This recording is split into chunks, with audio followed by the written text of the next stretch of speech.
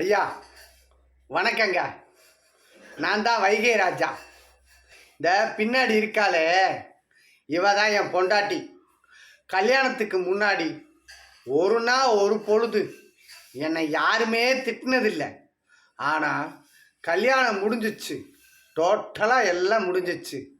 காலையில் எந்திரிக்கிறதுலேருந்து நைட்டு தூங்குற வரைக்கும் எல்லாத்துக்கும் திட்டு. உதாரணத்துக்கு காலையில் லேட்டாக எந்திரிச்சா திட்டுறான். பால் வாங்க போயிட்டு பச்சை பால் கிடைக்கலன்னா திட்டுறான். டீ போட லேட்டாகிடுச்சுன்னா திட்டுறான்.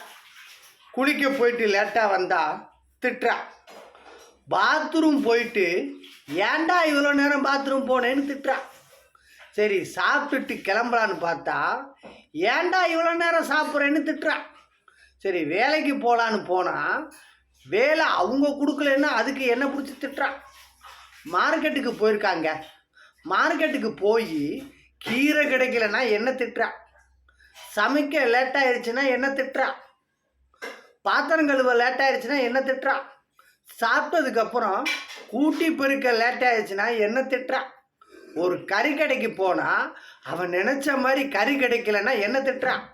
ஒரு மீன் கடைக்கு போனால் அவன் நினச்ச மாதிரி அவன் நினச்ச மீன் கிடைக்கலன்னா என்ன திட்டுறான்.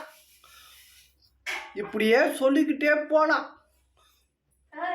ரேஷன் கடைக்கு போனால் ரேஷன் ஜாமான் இல்லை நாளைக்கு வாங்கன்னு சொன்னால் திட்டுறான். இப்படி இன்னும் நிறைய சொல்லிக்கிட்டே போகலாம். நான் லிஸ்ட்டு வச்சுருக்கேன். ஐயோ என் பொண்டாட்டி வந்தாலும் வந்துடுவான்னு நினைக்கிறேன்.